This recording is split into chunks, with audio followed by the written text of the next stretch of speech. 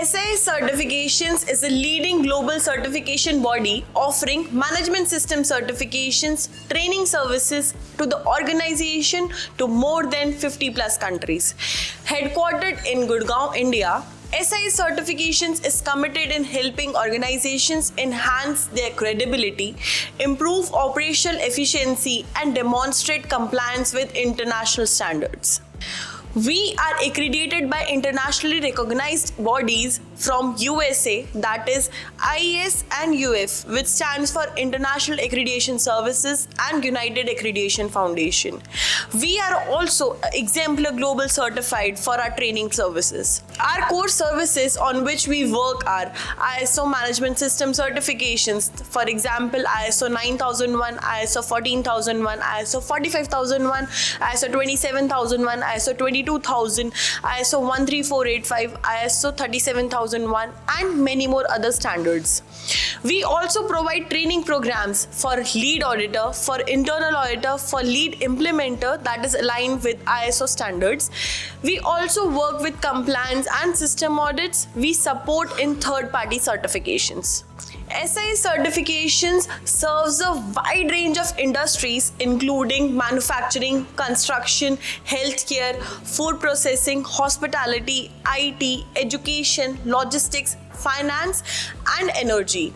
It also supports sectors such as automotive, pharmaceutical, agriculture, real estate, and environmental services, along with professional services like consultancy, facility management, and manpower supply.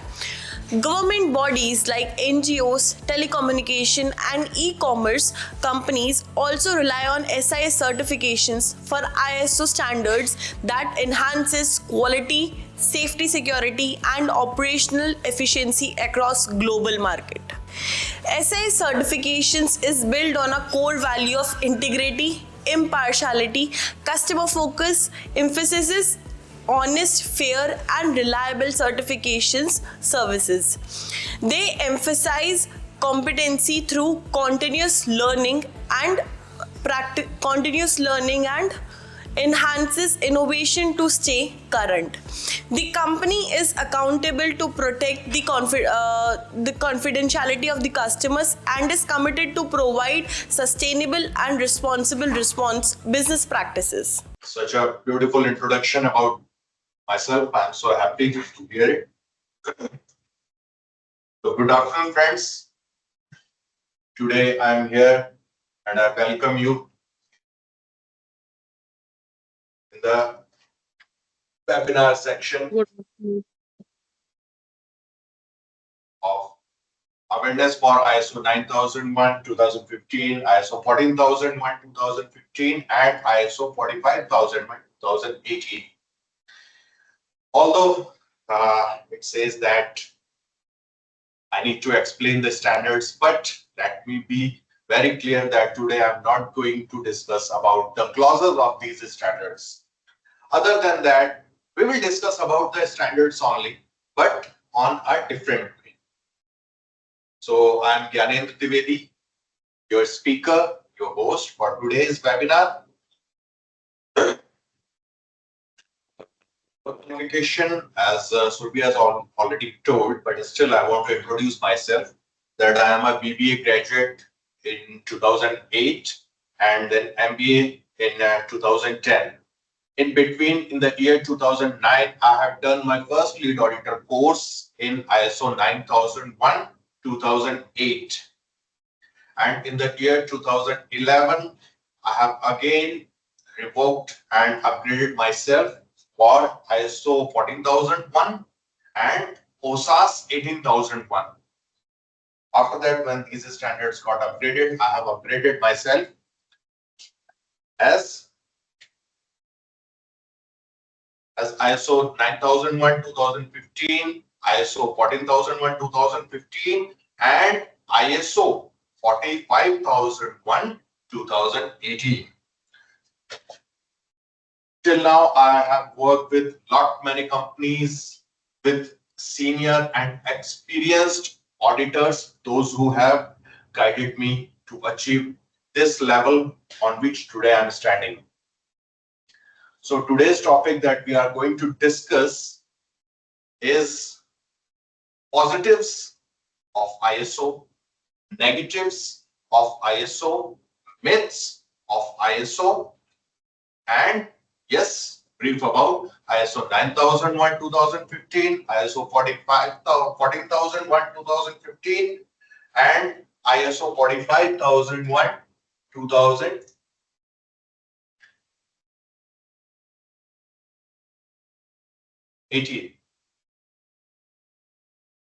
So first of all, we will discuss about the history of these standards side by side, and we will discuss about these standards. So history of ISO 9001 2015 quality management system. ISO 9001 was introduced in 1947 after the Second World War. And why it was introduced? Because the countries, those who were in the Second World War, Second World War, the European countries, those who have seen that at that time the things were so much messed up that there was a high demand and low supply. In that case, the industries, what they started doing, they just started manufacturing the arms and ammunitions, and they directly supplied to the battlefield. In the battlefield, it was found that some of the instruments, some of the arms and ammunitions are working properly. Some of them were not working properly. So after the World War, they came to a conclusion that we need to introduce such kind of system that the quality should be maintained on a constant way. Then in the year 1987, first edition was introduced, that was ISO 9001 1987, and it was published. But at that time, it was not only 9001. There were several more versions. That was ISO 9001, 9002, and 9003. They were for the different type of industries, manufacturing industries, trading industries, service industries, automobile industries. They were segregated in the terms of ISO 9001, 2, and 3. But and what was happening that the industries has started making themselves this. They started labeling themselves that if I am getting ISO 9001, I am superior. Those who are getting 9002 and 3, they are inferior. So considering these things, this was focused on mainly on manufacturing with a heavy emphasis on documentation and procedures. In the 1994, first revision took place, in which it was ISO 9001 1994 version, emphasis on preventive actions and maintaining documented procedures. It was again lots of documents and procedures were required, maintenance of the things were there. Still, it was very process oriented and on continuous improvement. In the year 2000, when a major overhaul took place, that was ISO 9001 2000 released, and procedures based approach, it was shifted to approach based. That means PDCA, plan do check and cycle, was introduced in this year, and now rest of the standards 9001, 9002, 9003, they all have revoked, and only one standard was left, that was ISO 9001 2000.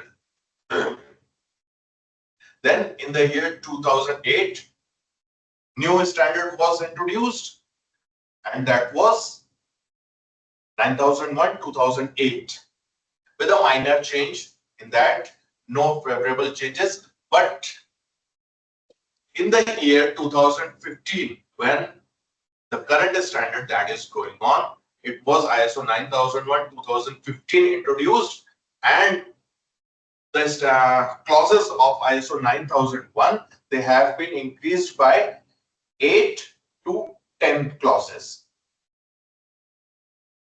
In ISO 9001, there are 10 clauses. Yes, we all know, but out of them, only 7 clauses are implementable and auditable. Rest of clause 1, 2, and 3, they are just for the references, they are just for the understanding.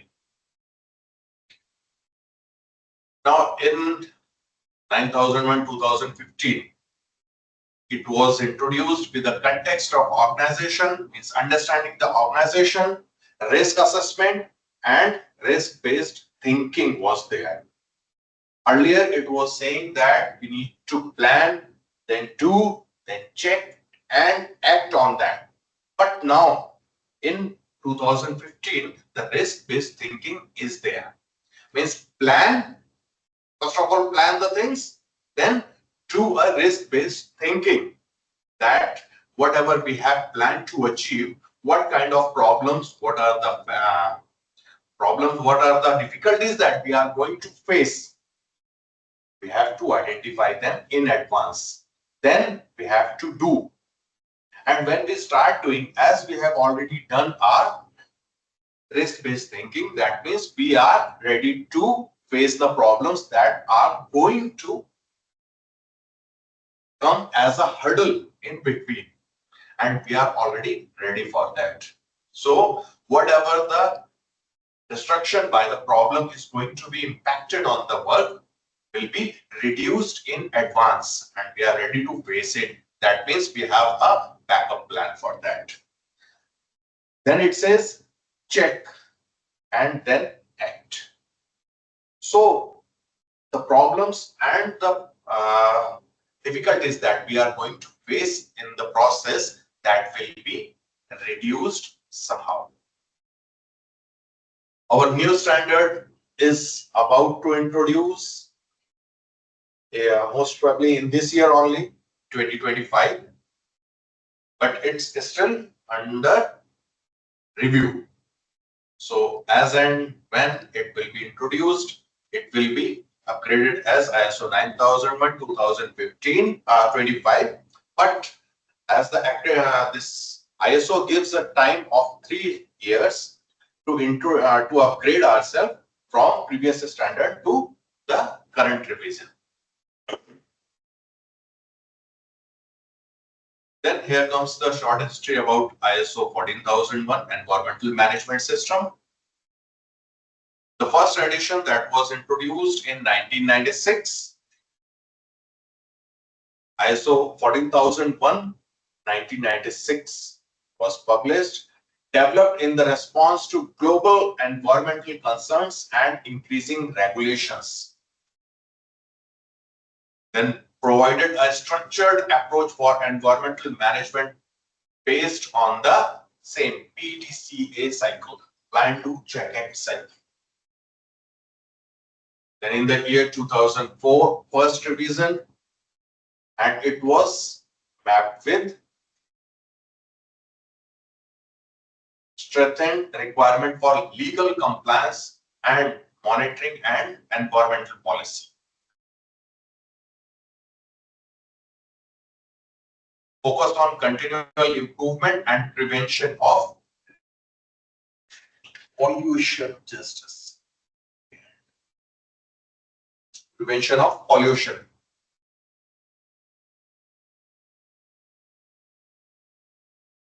Then in the year 2015, the latest standard that has been introduced with a major overhaul. That means the major changes that has been introduced. ISO 9000 and 2015 got significant updates. High-level structure to align with other ISO standards. Now in the year 2015, when this new standard ISO 14001 2015 has been introduced, it has been also upgraded to 10 clauses. Now, the requirements of ISO 9001 and 14001, they are in 10 clauses. Although 9001 talks about quality management system and 14001 talks about environmental management system. But to integrate them, it was required that the clauses should be same. So in the both the standards in ISO 9001 and 14001, all the 10 clauses are same, but they have some specific requirements in between as well. As in 14001, whatever is demanded, that should be based on this environment, that should be related to environment. And in 9001, whatever they are asking, that should be about the quality of the product. Customer satisfaction. The risk assessment that has been done in 9001, that is about the terms and conditions that is going to impact on the business.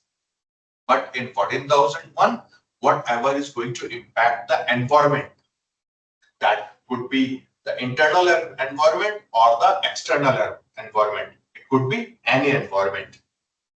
So that has to be discussed. And the requirements are separate.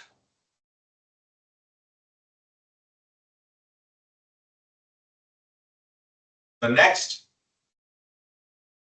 upgraded version is going to be introduced in 2025, as has been mentioned. That is currently under review. And the new standard, the upgraded version that is going to be introduced in the market, its major focus will be on climatic change, biodiversity, and sustainability reporting. Stronger alignment with environmental social governance. Now, history of ISO. Sorry, it was not ISO earlier. Before 2018, it was OSAS 18001. ISO never officially published ISO 18001. The correct name was OSAS. Everyone was saying that it was ISO, but earlier it was not ISO before 2018. 18001 developed by a consortium of organizations in 1999. First edition, OSAS 18001, 1999 was introduced for the welfare of the employees of the organization.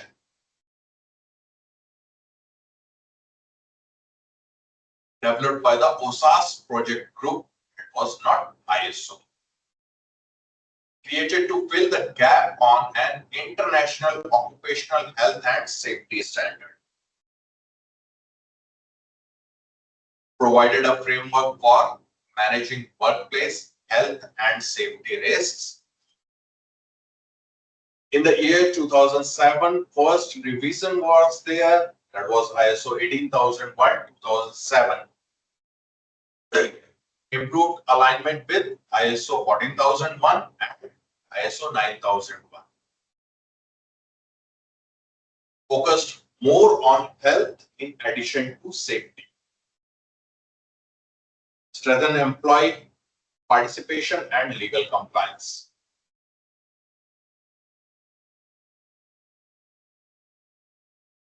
Now here comes the year 2018, replaced by ISO 45001.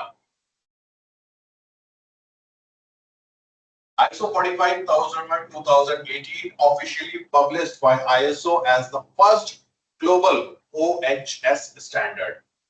ISO 45001 incorporates a risk-based approach, leadership engagement, and uses the Annex SL structure.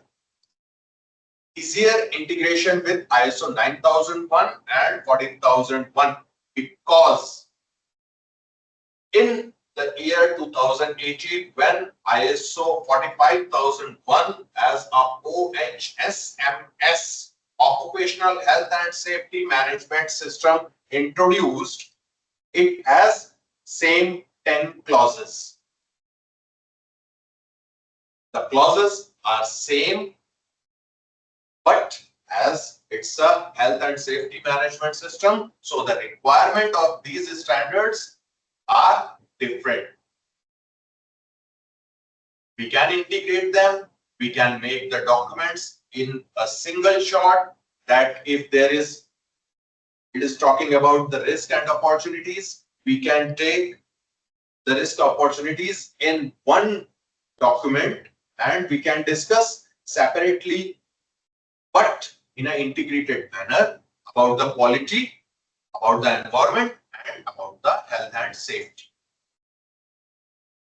The objectives can be defined together, interested parties can be defined together, context of organization can be defined together, internal external issues, communication can be defined together, manual can be introduced together.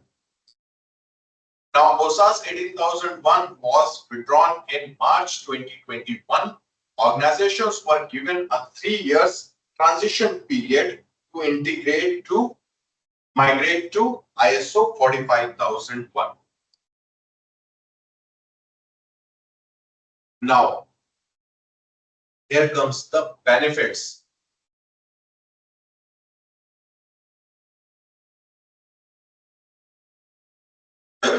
Now, if we talk about the benefits of ISO 9001, 14001 and 45001, I will discuss all these standards together in one book. That ISO 9001 talks about quality, 14001 environment and 45001 for occupational health and safety management system. If these three standards are integrated and implemented in an organization, that means the organization is keen to develop about their multidimensional thoughts, that they want to improve their quality, they want to control the environment, as well as they are keen to say about the safety and health of their staff as well. Once these three standards has been introduced and implemented in an organization, the organization will definitely start moving in that direction. But at the same time, it is also required that the employees of the organization should be aware about the benefits of these standards, these systems, so that they can be able to follow these standards on the regular basis. We talk about 9001 quality. That means it will talk about the training of the employees. It will talk about the quality procedures. It will talk about the material that we are purchasing, the process that we are following to manufacture the product in an organization. See, 9001, 14001 and 45001. These three standards are such a kind of standard that can be implemented in any kind of organization. Side by side, there are some specific standards. Those are for specific industries, such as ISO MDQMS 13485 2016. This is for medical devices industries. ISO 22000 for food safety management system. This is for those industries, those who are in the field of serving, packing, manufacturing the food or the food grade product. Means the food grade product is something like that. the primary packaging of any food product that will be considered as should be as a food grade material for the packing. There is IATF 16949. This is for specific for automobile industries. So there are lot many such kind of standards which are for specific kind of industries. But as we are today, we are discussing about ISO 9, 14 and 45. So let's focus on these three standards only. That 14,001 and 45,001. They have several clauses, and as I have already told, for the implementation and for the audit purpose. In these three standards, we used to discuss about the interest of the employees, about the interested parties of the organization. We talk about risk and opportunities that includes quality, environment, occupational health and safety management system. We talk about the control of external providers or the product or services that has been manufactured or the services that has been hired from outside parties. They have to be controlled. In these three standards, it is discussed. In 14,001, there is a specific requirement of aspect and impact that discuss about the environmental impact, that whatever we are producing, how it is impacting the environment, and whatever we are doing, how the environment is going to impact on our products or the manpower in the organization. Same as in 45,001, the specific requirement for HIRA, that is hazard identification and assessment of risk and opportunities. It says that how much we are safe and the product or process that we are doing in our organization, how it is going to impact the employees in the organization as well as the public that is outside the boundary of the organization. At the same time, we have to see that the environment or the neighbors, our neighbors, how it is going to impact the health and safety of our employees as well.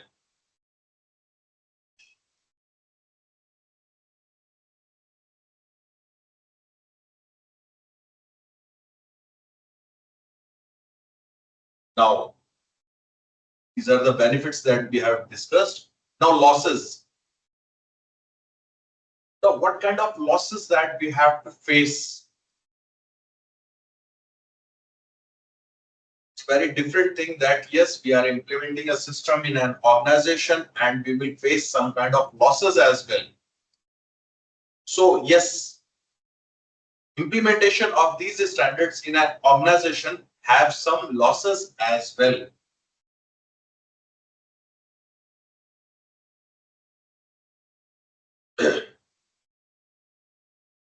The workers, those who are not performing their duty properly after implementation of 9001, they will be observed on a regular basis.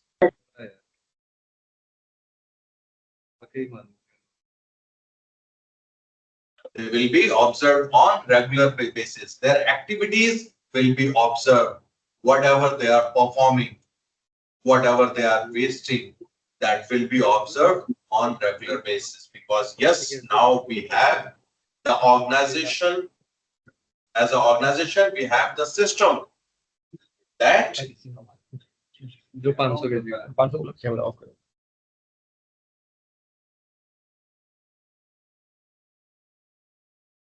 we have the system that the things, whatever is going to be wasted, we can observe that, we can see that we can calculate that.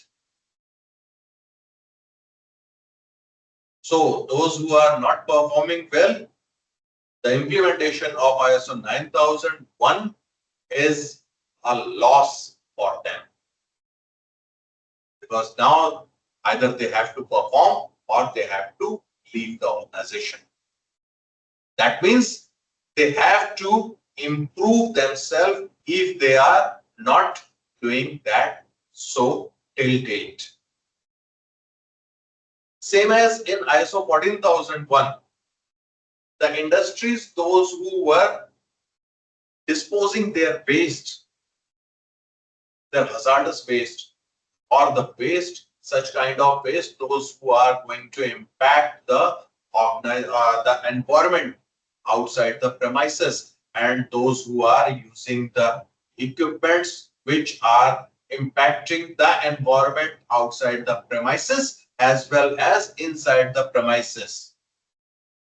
After the implementation of this standard, they have to suffer a loss. That means they have to change their equipments, their process, their thought way. However they are thinking, however they are doing the things, they have to change the things. And in 45,001 2018 occupational health and safety management system, yes, the workers in the organization, those who are just doing their work without any safety, and those who are thinking that the safety equipments, personal protective equipments, PPs, are a burden. After the implementation of this standard, they have to follow these safety rules. Otherwise, they have to suffer a loss. Right? Because these standards are not introduced for the benefit of the ISO, International Organization for Standardization, or for the benefit of the certification bodies or the accreditation board. But if these standards are seriously implemented in an organization, they will provide the benefit to the organizations.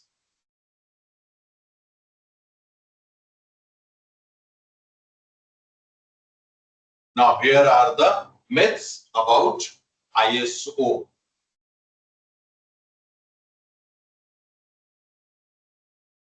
Now, see, some of the organizations, some of the people, or the marketing person, they say such kind of things, that ISO makes the process lengthy, needs more manpower, separate department is required, certification will increase the business. So I will say that these are the myths about ISO. ISO never says that make your process lengthy. It says that make your process in a systematic way. ISO says that write whatever you are doing and do whatever you write. Means if you have identified a process, just follow that process. ISO never says that if you are following 5 steps in a manufacturing process, start following 7 or 8. It will never say. Yes, if you are following 5 and you have documented it that we will follow these 5 steps, then please follow those 5 steps.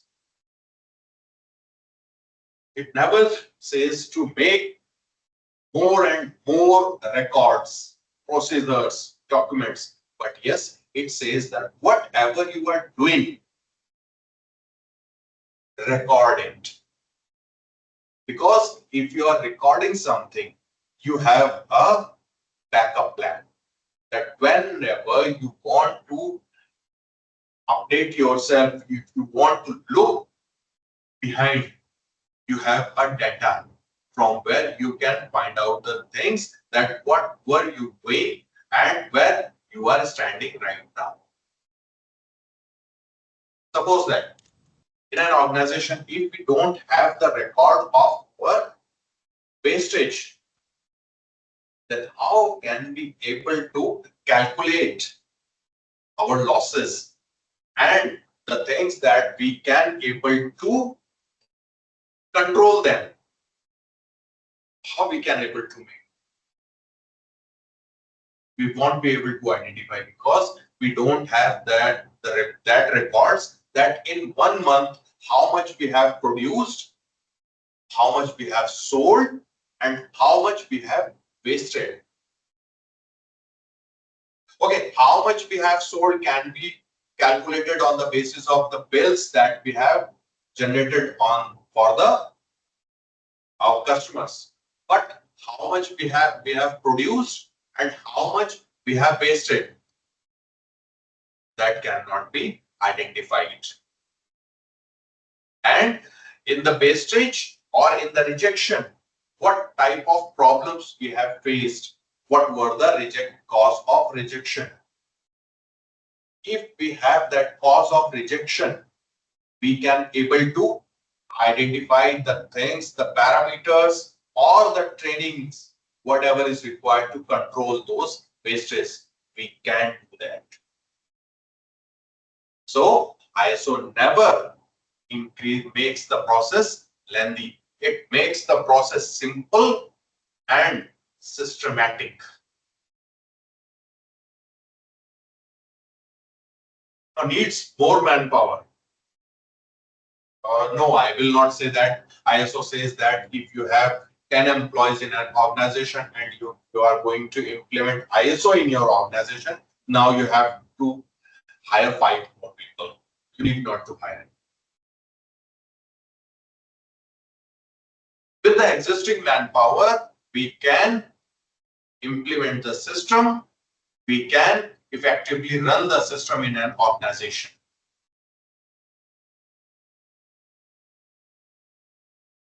Because whatever they are doing, they have to simply record it. Yes, sometimes it says that the employee says now it has become lengthy because the reason is there. Because they are not updating their data, their records on regular basis. They are updating it on the particular time. After a particular time. That on Saturday, on Friday, we will update the data of full week. Yes, obviously it will become lengthy.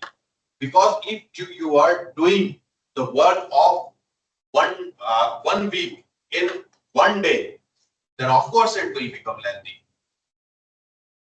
If you are performing, if you are doing and you are collecting the work of a week of 15 days, that on that day there is no work and I will do this work, I will update my records on that day, then definitely it will become lengthy.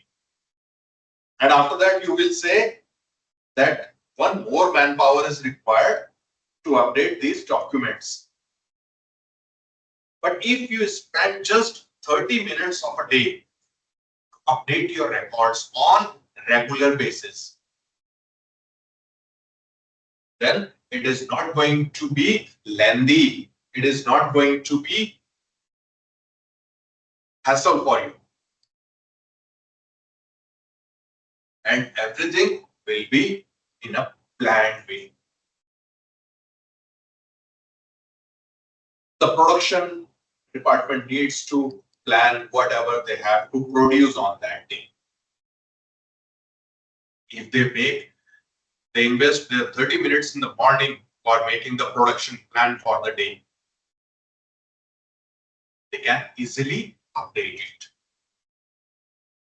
If the quality person, whatever he is checking, he updates the records that yes, I have checked this much of incoming raw material and this much of fault was there, and he has recorded immediately. It It will take just a minute to record on the documents.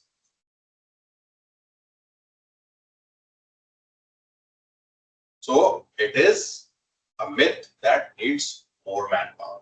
Now, separate department is required. Yes, earlier there was a post that was required in the organizations, and it was a requirement of the ISO, that was MR. That is management representative, not medical representative. But as per the requirement of ISO, it was MR, management representative. But now there are two things that has been revoked from all the standards. Now the manual and the position for MR is not a mandatory requirement in any of the upgraded standards. If you have the MR position, that's fine. But if you don't have the MR, it's better.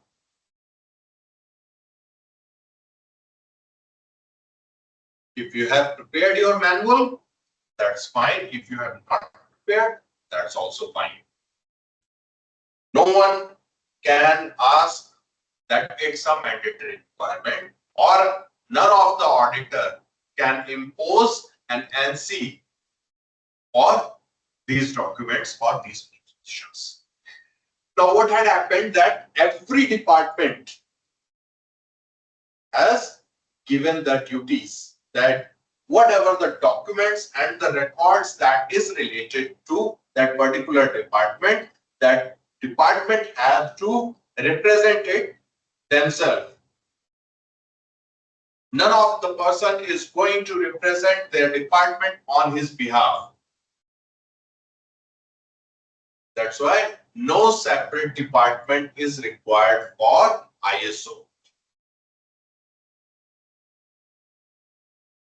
If it is a requirement of the ISO that purchase department should present their documents, then the purchase department will present their records, documents, procedures, whatever they have. The quality control department will present their documents in front of the auditor. That's why no separate department is required. Now, the most biggest myth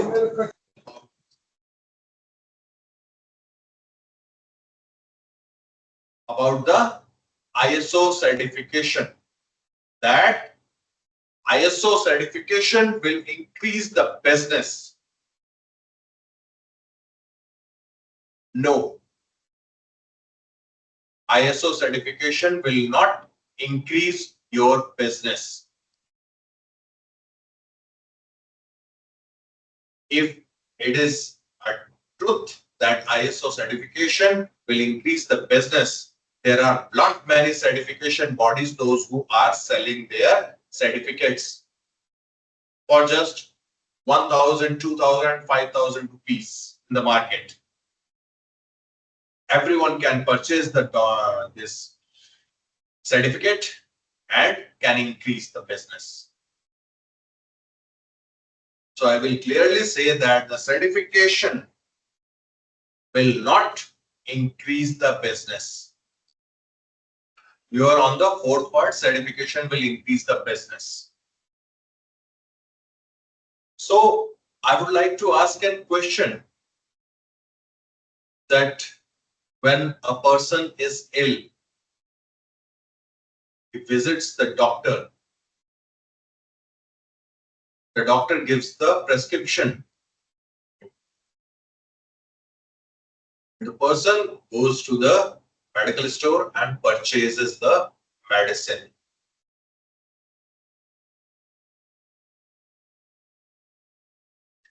Well, his health will get improved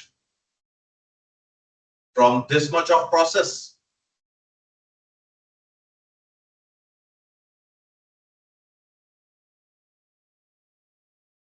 Can anyone No, sir. Yes, sir, he has purchased the medicine but has not taken it. So how he can, how health can be improved? Yes, that's correct. If you have just purchased the medicine and you have not consumed it, it will not help you to improve the health. Same as if you have just taken the certificate and you are not following the process, the system has not been implemented in your organization, then how will you be able to improve the health of your business? That particular thing, the system, the process is the medicine for your organization. Once you will start implementing the things, once you will start implementing the records, you will updating the records, the documents, you will start following the procedures, the processes. That will improve the health of the business. And once the health of the business has been improved, then this will help you to increase the business. But if you say that just a certificate can help you to increase the business, then I will say it's the biggest myth. It will not help you to increase the business.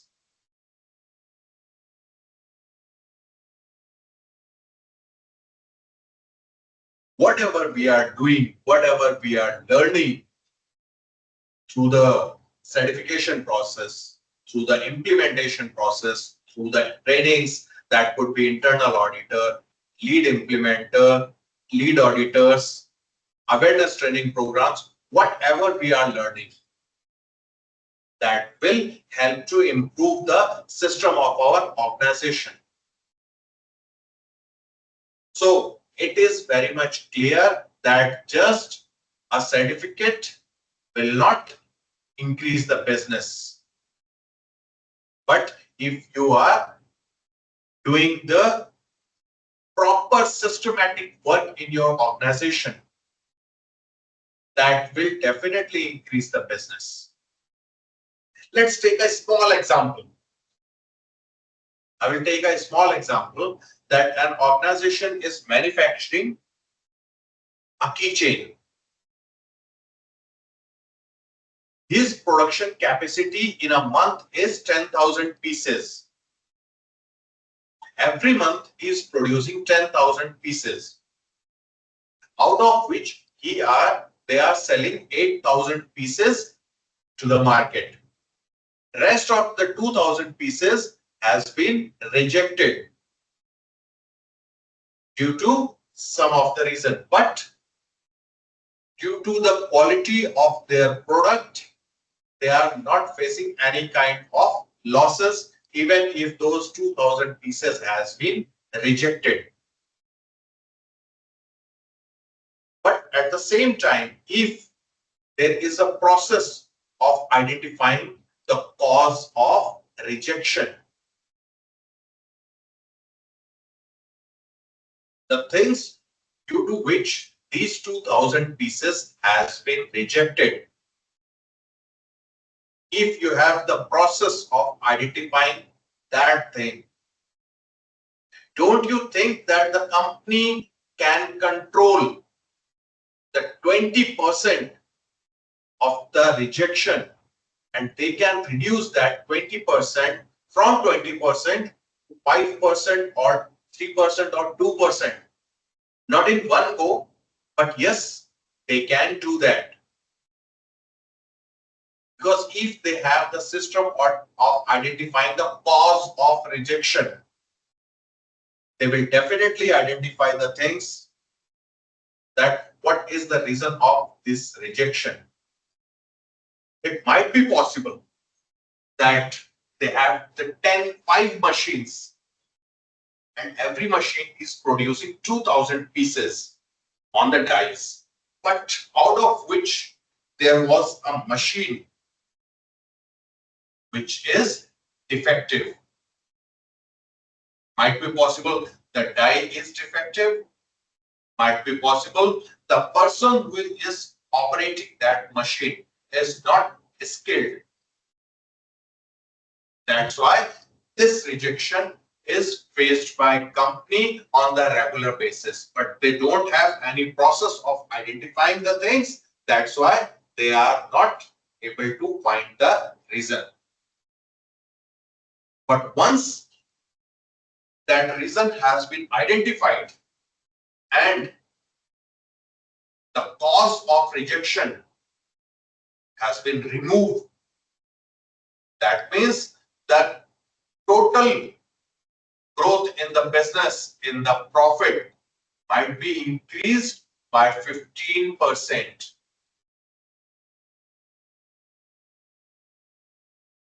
And how will happen? When the organization have the proper process of implementation of the system in the organization, then only it will happen. So certification will increase the business is also a myth.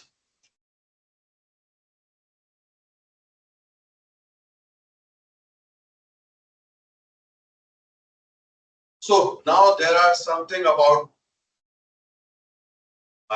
things, different types of training programs that we are introducing in SIS. We have introduced these kind of training programs. That is awareness training program for different standards, ISO 9001, 14001, 45001, 22000, 27000, 37000, 17025, and many more other standards.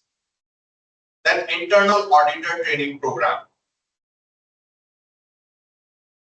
These are for those who are working in the organization and want to develop themselves, want to work as an internal auditor in the organization, because the organizations want the auditors should conduct the audits on the regular basis internally to find out the gaps in the organization. We have introduced this course as well, internal auditor training program.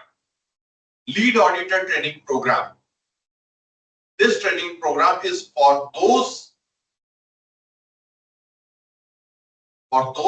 who want to build their career in this line, in this certification process, or those who want to work as a freelancer, or even for those who want to understand the system more effectively.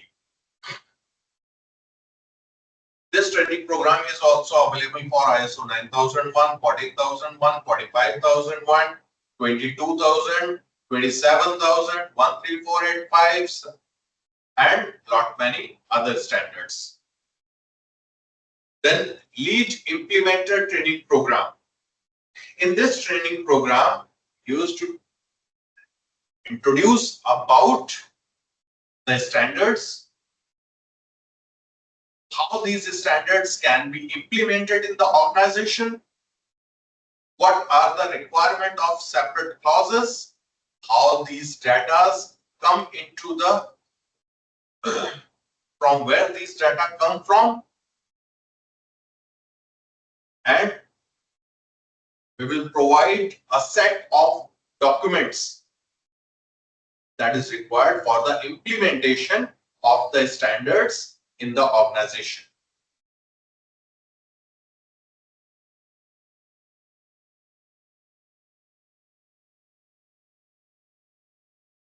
In our training programs, we have the badge system as well. We have the bronze badge. The trainees, those who are attending any training for the first time, they will be awarded the certificate with the bronze badge. Then we have the silver badge. The trainees, those who have attended the trainings in our process with us, and they are upgrading themselves.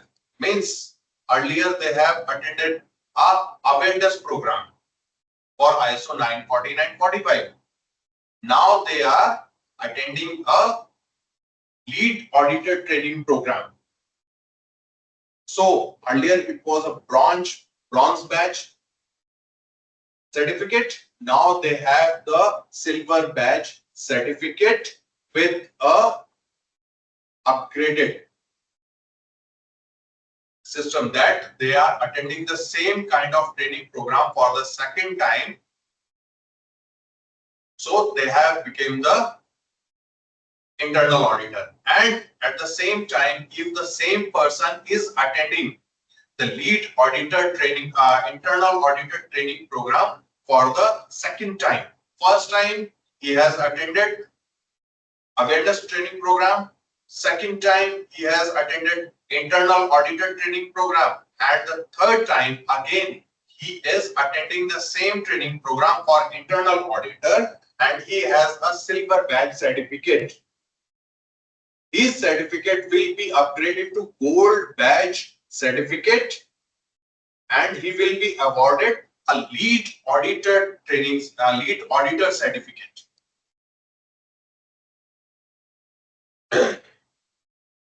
Same as we have different systems for these badge programs and upgradation of the system and the lead auditor training programs.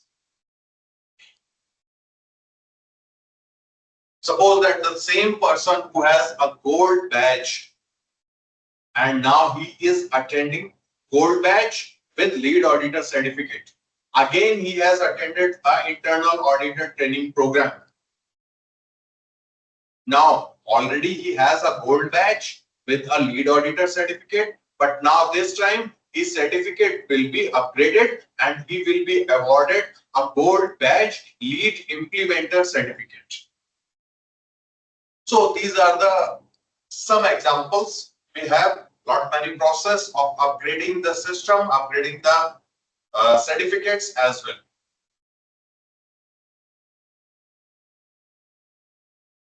Something about SIS certifications, private limited. SIS certifications, private limited is one of the oldest company in this industry. Not very old, but yes, one of the oldest. That this organization has been introduced in India in 2013. Earlier it was in America, in US, but in India we have introduced this organization in 2013. This organization is headed by Mr. Arunendra Dwivedi, the MD of the organization.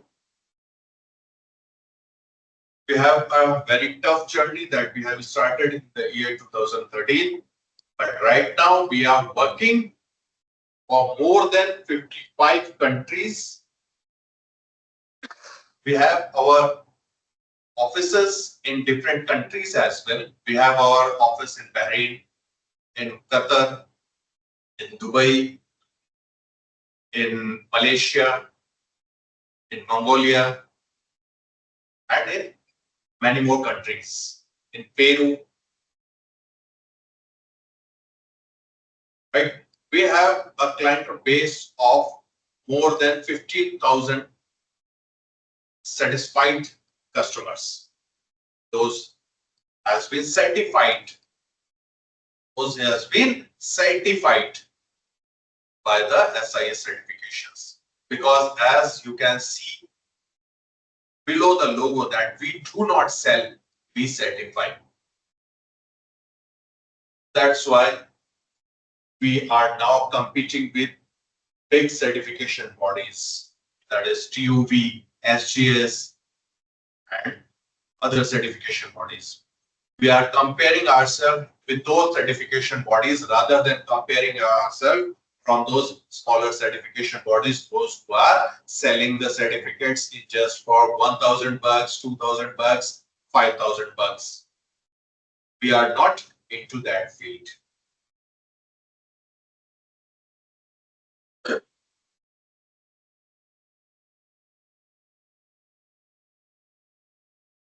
Yes, for more knowledge about ISO standards, please join our training programs. For the training programs, you can go to our website, that is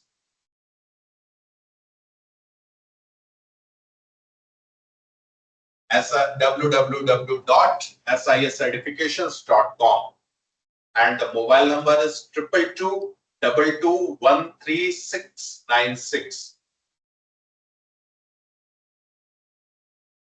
So on these platforms, you can identify the upcoming training programs, about the training programs, which are the standards, those who are going to be provided in the training, internal auditor, implementer, lead auditor, awareness training programs, whatever is going to be imparted, the timelines, the date sheets, and the financial parameters.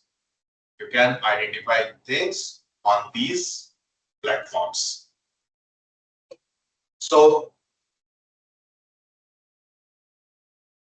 for today, thank you so much. It's not this much. We will meet again. We will talk again. We will have some more things about ISO. I will check it out. I will bring it for you. Something more from different standards as well, and from 9-14-45 as well. In the next webinar, we will talk about, yes, ISO 9-14-45 we will talk about, but how they will help to grow a business. We will discuss this point in brief, that how ISO 9-14-45 will help you to increase the productivity, not the profitability of the business, but it will help you, how it will help the productivity of the business. We will discuss it in the next webinar. Thank you so much.